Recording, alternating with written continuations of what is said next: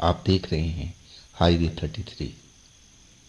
आज की कहानी जो है झारखंड से है। जो कहानी हमें भेजे हैं उनका नाम रमेश है और वो एक कार ड्राइवर है। इस घटना को लगभग 22-23 साल बीत चुका है। रमेश जी बताते हैं। तो क्या घटा था रमेश जी के साथ में, ऐसा कुछ क्या हुआ था, चलते हैं इनकी इस कहानी में। लेकिन दोस्तों, आप लोगों से गुजारिश है, अगर आप इस चैनल पर पहली बार जुड़े हैं और अभी तक चैनल को सब्सक्राइब नहीं किया है तो दोस्तों जल्दी से कर लीजिए और साथ में बेल आइकन को ऑल पे करके ज़रूर दबाइएगा ताकि सबसे पहले वीडियो का नोटिफिकेशन आपके पास पहुंचे, कोई वीडियो मेरी आप मिस ना कर पाओ। तो शुरू करें आज की कहानी। दोस्तों, मेरा नाम रमेश है। इस घटना को लगभग 22-23 साल के आसपास, ध्यान नहीं रहा कितना साल हो गया, लेकिन इससे ज़्यादा ही होगा, कम तो होगा नहीं। एक अनुमान के अनुसार बता रहे हैं। मैं एक कोठी में ड्राइवरी के काम करता था विगत 1 साल से। छोटा सा परिवार था। उस परिवार में कुल 4 लोग थे, जिनमें से एक की मौत हो गई थी। अब उसमें बचे थे 3 लोग। उस घर की मेन मालकिन और उनका बेटा, जिसे मैं भैया कहता था, और उनकी भैया की दुल्हन, जिसको मैं भाभी कहता था। अब जो अंकल जी थे ना, वो गुजर चुके थे। आंटी जी थी। छोटा सा फैमिली था। मैं 1 साल से उस घर में कार चला रहा था, ड्राइवरी कर रहा था। अब उनका अच्छा भला काम था, लेकिन जब से अंकल जी गुजरे ना, उनका काम तबाह होने लगा। पैसा जो था, अब लग रहा था कि उनके हाथ से फिसलता हुआ जा रहा है। तरह तरह का संकट उनके घर पर आने लगा। उनकी फैक्ट्री थी, कभी कोई मशीन खराब, कभी कहीं से कुछ बुरी खबर आती थी।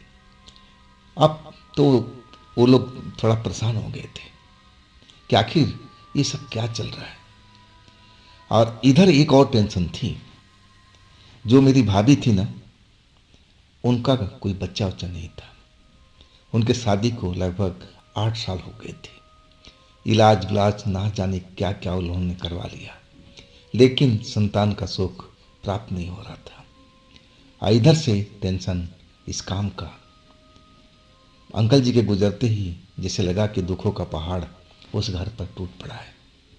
अब मैं तो 1 साल से देख रहा था कितना हंसता खिलता परिवार था, और न जाने क्या कौन सा श्राप लग गया अंकल जी के गुजरते ही।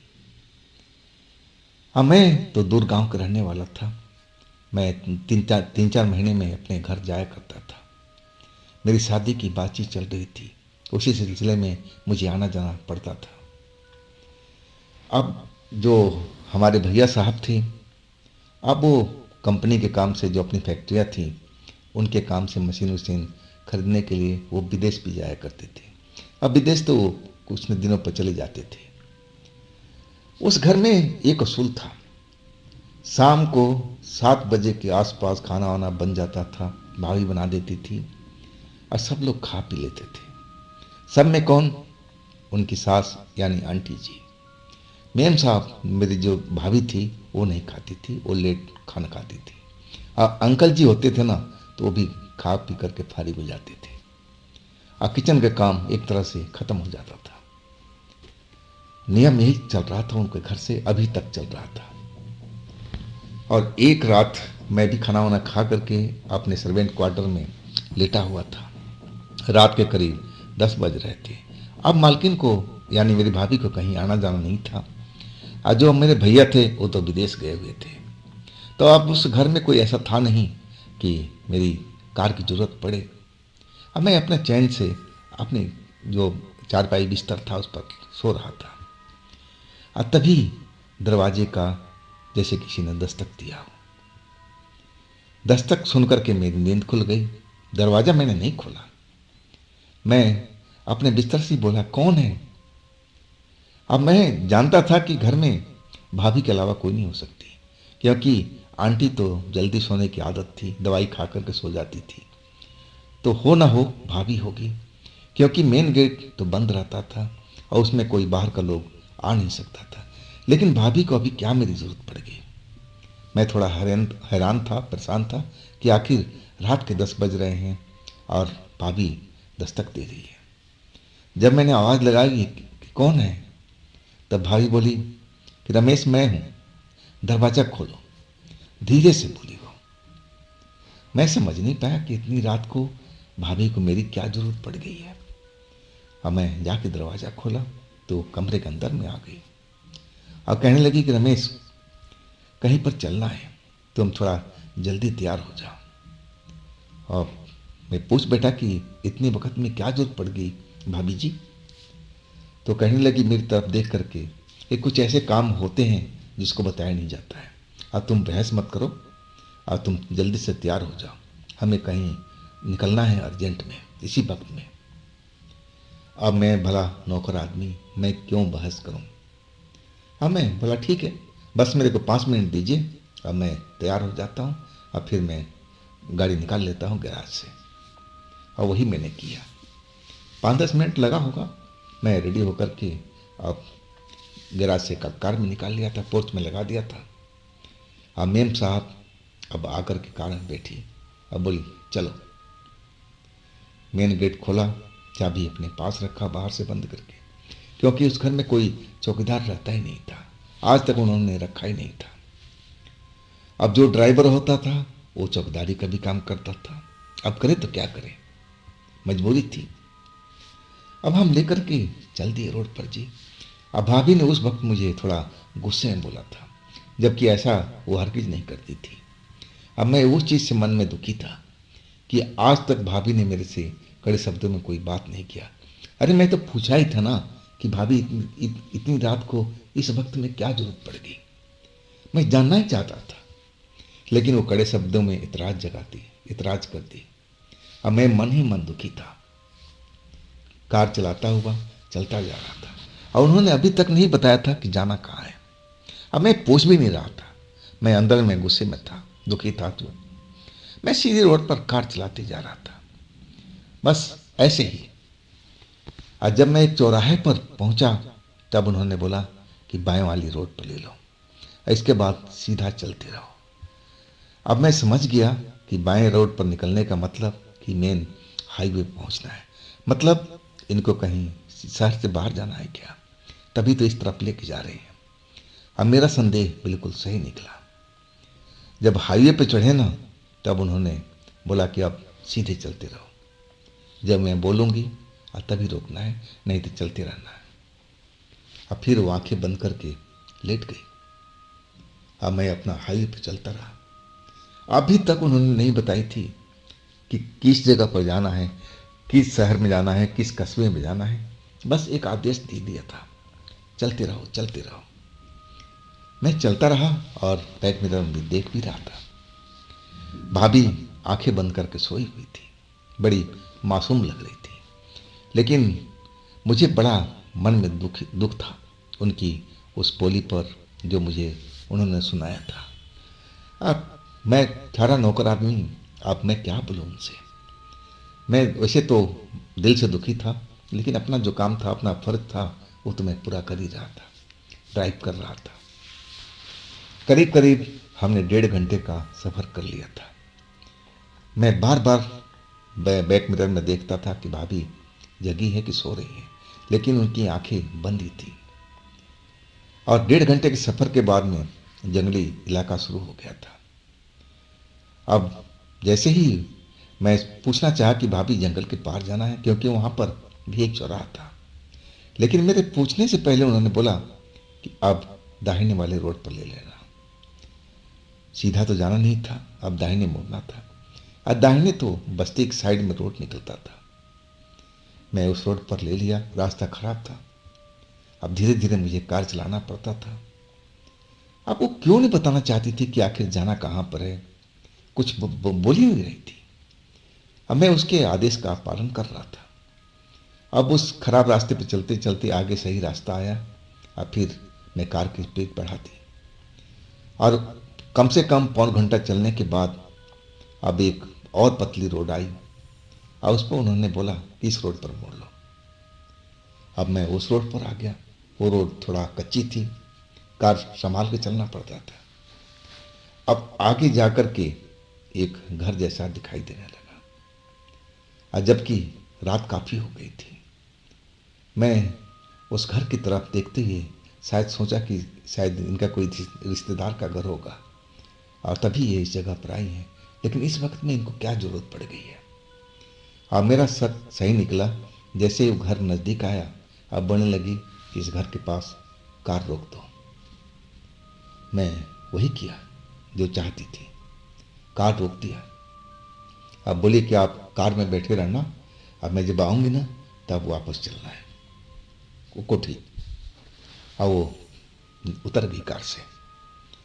जा कर के दरवाजे पर नॉक किया और दरवाज़ा खुला, लेकिन कौन था अंदर में या थी मुझे पता नहीं चला। अब फिर वो अंदर चली गई, दरवाज़ा बंद हो गया। कार में बैठा रहा, लेकिन कब तक बैठता। मन थोड़ा अशांत था। उनके व्यवहार से मैं दुखी था कि आज तक उन्होंने ऐसा मेरे साथ व्यवहार नहीं किया था और अभी तक कर रही थी। उनको कहाँ जाना था, किस काम के लिए था, कुछ बताया नहीं। और यही उलझन में पड़ा हुआ था। मैं कार से निकल कर के बाहर इधर उधर घूमने लगा और उस कच्ची रोड पर और कोई घर मुझे दिखाई नहीं दे रहा था। बाकी खेत नज़र आ रहे थे, जंगल नज़र आ रहे थे आसपास में। जंगलों में गीदड़ों की आवाज़, रोने की, चिल्लाने की आ रही थी। अब जंगल जैसा है तो जंगली जानवर तो होंगे, तो इसमें कोई विशेष बात तो थी नहीं। अब कम से कम 1 घंटा से ज़्यादा व्यतीत हो गया था। अब फिर वो दरवाज़ा खुला, आवाज़ आई तो मैं चौंक के देखा। भाभी ही उस कमरे से, दरवाजे से निकली थी, उस घर से। अब फिर वो दरवाज़ा बंद हो गया। अब उस घर में कौन था या थी मुझे अभी भी पता नहीं चला। और जब वो निकली ना तो उनके हाथ में एक सफ़ेद रंग का थैला था। थैला दोनों हाथ में संभाल करके पकड़ रखी थी और आते ही पिछले सीट पर बैठ गई। अब फिर कहने लगी कि गाड़ी घुमा लो, अब हम घर चलते हैं। जब हम पूरा रास्ता देखते रहे भाभी को बैक मिरर में, लेकिन वो आंखें बंद करके लेटी रहीं जैसे सो रही हो। और जब हम कोठी पहुंचे ना तो सुबह हो चुकी थी। अभी आंटी सो रही थी और सफ़ेद थैला संभाले जो भाभी थी अपने कमरे में चली गई और मैं अपने कमरे में आ गया था। मुझे थकावट थी, अब नींद आ रही थी और मैं अपने बिस्तर पर सो गया। इसके बाद मैं करीब 10 बजे के आसपास उठा। उस घर में अब आंटी तो कहीं आती जाती नहीं थी, जाती थी वही भाभी और भैया। अब भैया तो विदेश गए हुए थे तो उनका तो कोई मतलब नहीं था। अब भाभी भी रात को सफ़र करके आई हैं तो भी तो सो रही होंगी, अपना नींद पूरा कर रही होंगी। तो मैं भी आराम से 10 बजे तक सोया था। इसके बाद अपना गेट पर आके बैठ गया। अब चौकीदारी का नौकरी मेरा स्टार्ट हो गया था। लेकिन उस घर में कोई आता जाता भी तो नहीं था। मैं तो बहुत कम लोगों को देखा था। इक्का दुक्का कभी कोई आ जाए तो आ जाए, नहीं तो उस घर में ऐसा कोई नहीं था कि आता जाता रहता था जिसके लिए मुझे बार बार गेट खोलना पड़े। शाम हुई। अब रोज़ की तरह खाना भाभी बनाने लगी, क्योंकि उनकी जो सास थी यानी मेरी आंटी, वो जल्दी खाने का आदी थी। और खाना ना खिला करके, दवा दे करके और उनको कमरे में कर दिया और वो सो भी गई थी। अब मैं गेट पर काफ़ी देर बैठ करके मैं भी किचन में आ गया। भाभी ने खाना निकाल रखा था और खाना की थाली लेकर के मैं अपने कमरे की तरफ चल पड़ा था, गेट लॉक करके। भाभी ने आज कुछ नहीं बोला था कि कहीं आना है, कहीं जाना है, कुछ भी नहीं बताया था। तो मैं समझा कि अब तो काम ख़त्म है, अब क्या करना। अब पता नहीं किस चीज़ के लिए गई थी और उस सफ़ेद थैले में क्या था। जिज्ञासा तो मेरे मन में थी। मैं पूछना भी चाहता था कि कहीं भाभी नाराज़ ना हो जाए, इसलिए दोबारा मुझे कोई बात सुना दे। इसी डर से मैं पूछा नहीं था। अब कमरे में आकर के अब खाना वाना खा करके मैं भी लेट गया था। इसके बाद से वो सिलसिला शुरू हुआ था। अब रात के जैसे ही 10 बजा था, 11 के आसपास, 10 से ऊपर का टाइम था, मुझे बाथरूम जाना था। अब बाथरूम तो बाहर ही बना हुआ था। दरवाज़ा खोल के जैसे बाहर निकला ना, तो मुझे उस जगह पर बड़ा अजीब लगा। एक डर का अनुभव हुआ था। जैसे ही बाहर मैं अपना कमरा खोल करके आया, जैसे लगा कि उस घर के आसपास में कोई घूम रहा हो। मुझे ऐसा महसूस हो रहा था, लेकिन कोई दिखाई नहीं दे रहा था। मुझे डर बहुत लगा था कि आखिर कौन हो सकता है। दरवाज़ा मेन गेट का बंद है, चाबी मेरे पास में है, और भाभी का कमरा तो बंद है, और वो अपने कमरे में सोई हुई होगी, आंटी भी अपने कमरे में सोई होगी। तो आखिर कौन हो सकता है। बाहर में मुझे आहट सुनाई पड़ा था चलने का। अब महसूस भी हुआ था कि कोई न कोई तो है इस जगह पर, लेकिन कोई नजर नहीं आ रहा था। अब मैं बिल्कुल डरा हुआ था। जल्दी से बाथरूम करके अपने कमरे में आकर के दरवाजा बंद कर लिया, खाट पर लेट गया। लेकिन मेरे अंदर में एक डर जो था वो व्याप्त हो गया था। अब मैं कान लगा करके बाहर सुनने की कोशिश करने लगा। अब जैसे लग रहा था कि वहाँ पर पूरे जगह पर कोई इधर से उधर घूम रहा हो, आ रहा हो, जा रहा हो। अब मैं कहूँ तो सारी रात मैं डर डर करके रहा था। जब भी नींद आती ना, तो वही आवाज़ मुझे सुनाई देने लगती थी। अब फिर मेरी नींद गायब। और जैसे ही सुबह के 4 बजा, वो आवाज़ आनी बंद हो गई थी। और तब मुझे जाकर के नींद पड़ा था। और फिर भाभी की आवाज़ जब दरवाजे पर आई, और तब मैं आंखें खोला था। भाभी थी, उनको मार्केट जाना था कोई सामान मान लेने के लिए। और बोली कि जल्दी से तैयार हो जाओ और आ जाओ, हमें बाजार चलना है। बाजार में गए जी, कार लेकर के। भाभी कुछ अलग खरीदारी कर रही थी, जैसे घर में कोई पूजा पाठ हो, ऐसे सामान खरीद रही थी। फूल, माला, धूप, अगरबत्ती, धूप बत्ती, ऐसे ऐसे पदार्थ खरीद रही थी जैसे पूजा में इस्तेमाल किया जाता हो। लाल चुन्नी, चावल, अक्षत, ना जाने क्या क्या, और सब उन्होंने खरीद करके अब बोली चलो चलते हैं घर पर। मैं पूछना चाहता कि भाभी घर में कोई पूजा है क्या, लेकिन मेरी हिम्मत नहीं पड़ी। अब मैं मुंह अपना बंद ही रखा, मतलब कि अगर मैं पूछूं तो कहीं भाभी नाराज ना हो जाए। ऐसी वजह से मैं कुछ पूछा नहीं। अब मैं वापस कोठी उनको लेकर के आ गया था। रात हुई, जल्दी से खाना खा करके हम अपने कमरे में सो गए थे। आंटी भी सो गई थी। अब करीब 10 बजे के आसपास अब फिर वही आवाज़ जो पिछली रात को मैं सुना था, और वही आवाज़ मुझे सुनाई देने लगा था। अब पिछली रात की बात मैं भाभी से पूछना चाहता था, लेकिन मैं डर के मारे नहीं पूछा कि कहीं वो बुरा ना मान जाए और वो कहने लगे कि क्या मेरे घर को तू बदनाम कर रहा है, इस घर में कोई भूत आ गया है। ऐसी डर से मैं उनसे नहीं पूछा था। लेकिन आज वही आवाज़ मुझे फिर भी महसूस हो रही थी, ऐसे जैसे उस जगह पर कोई आ रहा है, कोई जा रहा है। कदमों की आवाज़ ऐसी मुझे सुनाई दे रही थी। अब मैं तो बाथरूम करने भी नहीं निकला था। मैं डरा डरा ना जाने कब मुझे नींद आ गई। और जब नींद आई ना, तो वही डर के कारण भयानक भयानक सपना मुझे दिखाई देने लगा था। मैं सपने में इतना डर चुका था कि जागे क्या। सपना जो देखा था कि मैं उसी जगह पर खड़ा हूँ अपने गेट के पास में, कोठी गेट के। एक काला सा लंबा सा इंसान, और आधा बदन नंगा था ऊपर का, और आधा ही धोती पहन रखी थी। अब वो मेरी तरफ आकर के घूर रहा है, आंखें उसकी लाल लाल है, और वो कह रहा है मेरा हाथ पकड़ करके कि चल, मैं तुझे लेकर चल रहा हूँ। अब मैं उसकी आंखें देख करके डर गया था। तब मेरी नींद खुल गई थी, और वही सपना देख करके मैं सो नहीं पाया था। अब तो लगातार हर रात ऐसा ही होने लगा था। अब 4 दिन बीत चुके थे ऐसा सब मुझे बर्दाश्त करते हुए। अब मैं सोच लिया कि भाभी से या आंटी से इसके बारे में ज़रूर बात करूंगा, चाहे मेरी नौकरी रहे या चाहे जाए। और आखिरकार दोपहर में जब मैं खाना लेने के गया किचन में, तो भाभी मौजूद थी। कुछ सब्जी वगैरह अपने लिए बना रही थी स्पेशल। मेरा खाना ढक कर रखा हुआ था थाली में। मैं खाना का थाली तो पकड़ा, लेकिन रुका रहा। तब भाभी बोली कि रमेश, क्या कुछ और चाहिए तुम्हें?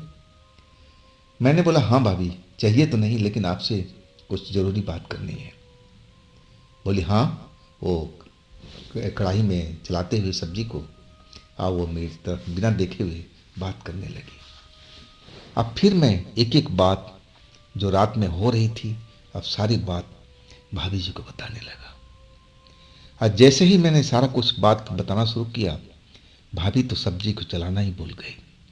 अब मेरी तरफ आंखें फाड़ फाड़ कर देखने लगी और वो डरी हुई दिखाई दे रही थी। अब फिर जब मैं पूरी बात खत्म किया तो एकदम बेहद डरी हुई थी। वो कहने लगी कि रमेश, तूने क्यों नहीं बताया अभी तक? क्या तुम जो बोल रहे हो वो सच बात है? मैंने बोला, हाँ भाभी, कसम मैं आपको खा के कहता हूँ, जो मैंने देखा तो नहीं है, लेकिन महसूस जरूर किया है। और सपने वाली भी बात बता दिया कि मैं एक ऐसे इंसान को देखा था सपने में, जो मेरी हाथ पकड़ करके खींच रहा था। अब बोल रहा था कि चल मेरे साथ में। आज तब मेरी नींद खुल गई थी। अब सारी बात सुन करके भाभी बाकी डर गई थी और वो कुछ बोल नहीं पा रही थी। तब मुझे लगा कि यही उचित समय है। आखिर ये सब क्या चल रहा था इस घर में? तब भाभी ने कहा कि मुझसे तो लग रहा है कि गलती हो गई है। मैं पूछ बैठा कि क्या भाभी, ऐसा क्या आपने गलत कर दिया? तो कहने लगी कि रमेश, जो हम रात को गए थे ना उस घर में, याद है तुम्हें ना? मैंने बोला, हाँ भाभी, मैं कैसे भूल सकता हूँ। वो बोलने लगी, ये एक तांत्रिक का घर था। अब मैं सारा खेल थोड़ा बहुत तो समझ गया था। मैं बोला कि फिर क्या हो भाभी?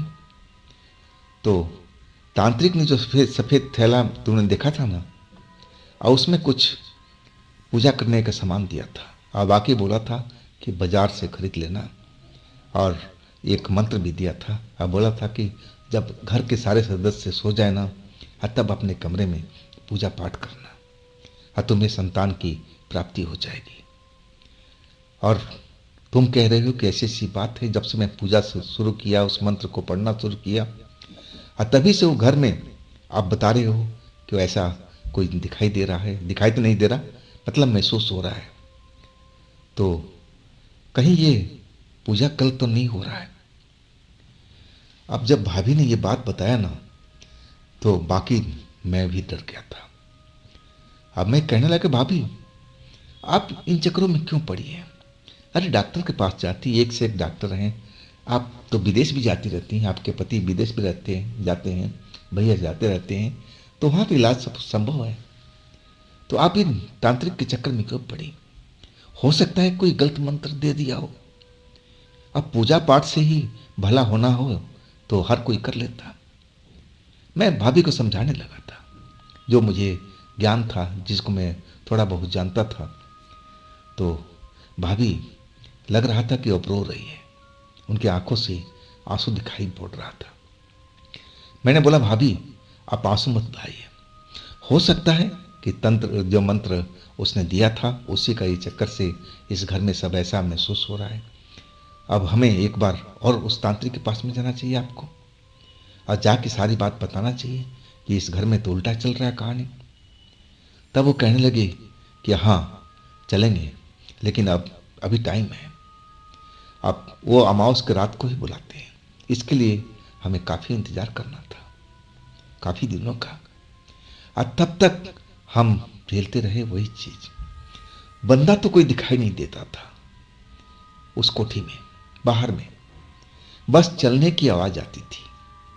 लग रहा था कि हाँ कोई चल रहा है, कदमों की आवाज़ आती है, लेकिन किसी का अभी तक कोई नुकसान नहीं पहुंचाया था। ना तो मेरे दरवाजे के आसपास भी आया था, ना दरवाजे को नॉक भी किया था, ना दरवाजे के अंदर भी आया था। ना भाभी जी के कोई नुकसान पहुंचा था, ना आंटी जी को नुकसान पहुंचा था। लेकिन इतना तो जरूर मुझे महसूस हो रहा था कि मेरा कमरा जो बाहर था, जरूर कोई ना कोई घूम रहा है। और वो कोई अच्छी चीज़ नहीं है। ये कोई शक्ति है जो आसपास में घूम रही है, और उस शक्ति को क्या बोला जाए, कब बुरा कर दे किसी के साथ में। इसलिए मुझे डर लग रहा था। अब मेरी बात सुनकर के जो सारी बात थी, भाभी भी डर चुकी थी। लेकिन आंटी को इस बारे में कोई जानकारी ना तो मैंने दिया था और ना भाभी ने दिया था। आंटी इन चीज़ों से बिल्कुल अनजान थी। और आखिरकार अभी अमावस की रात में तो टाइम था, तो एक रात, वो रविवार का रात था, मुझे आज अच्छी तरह से याद है। भैया भी विदेश में ही थे, लौटे नहीं थे। आंटी खाना खा करके अपने कमरे में चली गई थी, बिस्तर पर दवाई ववाई खा करके। अब भाभी ने उनको सुला दिया था और दरवाज़ा बस भेड़ दिया था, दरवाज़ा बंद नहीं करते थे, क्योंकि मेन गेट बंद होता था तो किसी का आने का कोई मतलब ही नहीं होता था। बाउंड्री हर तरफ से किया हुआ था, ऊंची ऊंची बाउंड्री था, तो चोर उचक्के का कोई मतलब नहीं कि घर के अंदर में आ जाए। और अचानक आंटी के कमरे से चीखने की आवाज़ सुनाई पड़ने लगी। अब भाभी जब सबसे नज़दीक घर में थी, अब भाभी को लगा कि शायद उनकी तबीयत खराब हो गया है, इसलिए चिल्ला रही हैं। तो भाभी दौड़ती हुई चली गई। आज जब कमरा खोला ना, भिड़ा हुआ कमरा था दरवाज़ा, आज जैसे ही कमरा खोला तो देखा कि वही जैसा मैंने देखा था सपने में, वैसा ही एक इंसान आंटी के पास में खड़ा था और आंटी को घूरे जा रहा था। और आंटी की आंख बड़े बड़े हो गए थे और चिल्ला रही थी, चीख रही थी। उनको शायद समझ में आ गया था कि जो उनके पास में था वो कोई अच्छी शक्ति नहीं था, कोई प्रेत ही था, कोई भूत था। अब ये चीज़ भाभी ने भी देखा। अब भाभी भी देख करके डर के मारे चिल्लाने लगी, और उनकी शोर सुन करके मैं भी अब कमरे से निकल पड़ा था कि आखिर ये आवाज़ क्यों आ रही भाभी के चिल्लाने का इतने ज़ोर ज़ोर से। अब मैं दौड़ता हुआ और अंदर के कमरे में चला गया तो भाभी कमरा खुला हुआ था, भाभी अपने कमरे में थी नहीं, तो आंटी के कमरे से आवाज़ आ रहा था। मैं दौड़ते हुए आंटी के कमरे में गया तो क्या देख रहा हूँ कि भाभी नीचे गिरी हुई है और चिल्ला रही हैं, जैसे किसी ने उनको धक्का दे दिया हो। और कमरे के अंदर से आंटी की रोने की, चिल्लाने की आवाज़ मुझे सुनाई दे रही थी। और कमरे के अंदर में झांका तो कोई नहीं था, कमरा बिल्कुल खाली था। और तब मैं भाभी से पूछने लगी, भाभी क्या हुआ आप लोग के साथ में, ये सब क्या चल रहा है। भाभी को मैंने सहारा देके उठाया और तब भाभी रोने लगी थी। अब जो आंटी थी वो भी एकदम रो रही थी, डरे हुए दोनों लोग थे। अब फिर उन्होंने बताना शुरू किया कि एक काला इंसान मेरे जो पलंग का सिरहाना था वहाँ पर आके खड़ा हो गया था। मैं तो नींद में थी, आंटी बता रही थी, और उसने मेरा गला आकर के दबाना शुरू कर दिया। और तब मेरी नींद खुली तो मैं अपने बगल में इतना लंबा इंसान देख करके डर गई थी और फिर चिल्लाना शुरू कर दिया। इसके बाद भाभी बता रही थी कि मैं जब कमरे में आई तो मैंने खुद देखा, अपनी आंखों से देखा, वैसे ही इंसान था जैसे तुमने सपने में देखा था। आज मैं चिल्लाने लगी जोर जोर से डर के मारे, तो उसने मुझे धक्का दे दिया था। अब मैं जमीन पर गिर गई थी। इसके बाद तो जैसे वो घर में से गायब हो गया था। अब तो सही मायने में हम तीनों लोग डर गए थे, डर के मारे बुरा हाल था। अब भाभी आंटी को लेके अपने कमरे में आ गई और कहने लगी कि रमेश तुम बाहर में कुर्सी लगा के बैठ जाओ, हम लोग को डर लग रहा है। और सही में अब मुझे महसूस हो रहा था कि जो मैंने देखा है ना, वो वही इंसान हो सकता है, वही आत्मा हो सकती है जो मुझे सपने में दिखाई दिया था। सारी रात हम तीनों के तीनों डरे रहे। भाभी कमरे में थी आंटी को लेकर के, और मैं बाहर कुर्सी पर। और लगता था कि उस घर में कोई आ रहा हो, जा रहा हो, आवाज़ मुझे सुनाई दे रही थी, लेकिन मुझे नज़र नहीं आ रहा था। महसूस जरूर हो रहा था कि कोई चल रहा है। अब अगले दिन सुबह जैसे हुई, अब भाभी एकदम तैयार हो गई थी और कहने लगी कि अब हमें अमावस का इंतज़ार नहीं करना है, हम चलते हैं तांत्रिक के पास में। और वही हुआ। हम अपनी भाभी को लेकर के साथ में आंटी को भी लेकर उनको घर में अकेला नहीं छोड़ सकते थे। वो भूत आत्मा कुछ भी कर सकता था। जब एक बार आंटी को मारने आ गया तो दोबारा वो दिन में ही मार सकता था। और इसी डर से भाभी ने आंटी को साथ में ले लिया था। और इसके बाद हम लोग चल पड़े थे उस सफ़र पर। सफ़र का अंत उसके घर पर ही हुआ। अब भाभी दरवाज़ा नक नॉक कर रही थी।